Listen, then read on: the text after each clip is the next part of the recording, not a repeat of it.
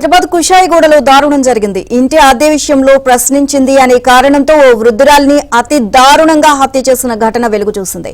70 ఏళ్ల వృద్ధురాలిని హత్య చేసి ఆమె మృతదేహంపై డాన్స్ చేస్తూ సెల్ఫీ వీడియో తీసి దీని బెంగళూరులో ఉన్న స్నేహితులకు షేర్ చేశాడు.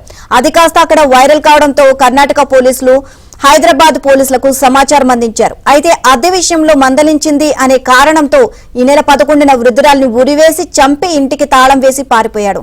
అయితే ఇంట్లో నుంచి దుర్వాసన రావడంతో స్థానికులు పోలీసులకు సమాచారం అందించారు. ప్రస్తుతం పరారీలో ఉన్న నిందితుడి కోసం గాలింపు చేపట్టారు.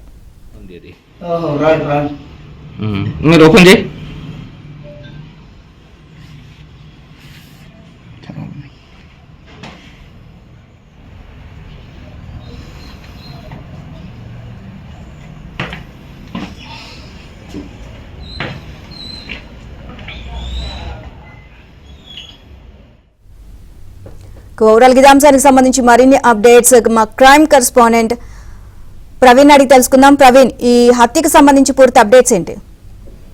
ప్రస్తుతం పోలీసులు కూడా ఈ హత్య కేసుకు సంబంధించి పూర్తి స్థాయిలో దర్యాప్తు కొనసాగిస్తున్నారు. దర్యాప్తులో ఇంకా ఎలాంటి అంశాలు వెలుగులోకి వస్తాయనేది మాత్రం చూడాల్సినటువంటి అవసరం ఉంటుంది. ఎందుకంటే ఈ నెల 11వ తారీఖున ఈ హత్య జరిగినట్లు పోలీసులు ఒక ప్రాథమిక నిర్ధారణకు రావడం జరిగింది.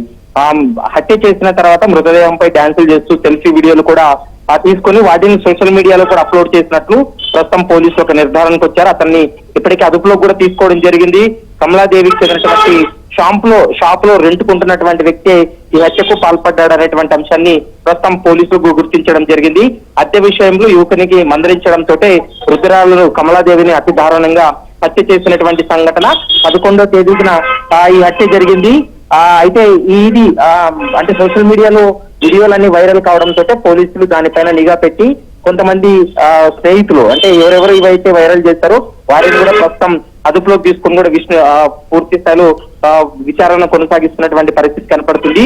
యువకుడు పంపినటువంటి వీడియో బెంగళూరులో వైరల్ కావడంతో పోలీసులకు ఈ సమాచారం వచ్చింది. వెంటనే అతన్ని అదుపులోకి తీసుకొని విచారిస్తే అసలు వాస్తవం అంతా కూడా బయటపడినటువంటి పరిస్థితి కనపడుతుంది. దీనిపైన అన్ని కోణాల్లో కూడా దర్యాప్తు కొనసాగిస్తున్నాం అనేటువంటి అంశాన్ని పోలీసులు అయితే స్పష్టంగా చెప్తున్నారు. నీలిమా. Right, thank you Praveen.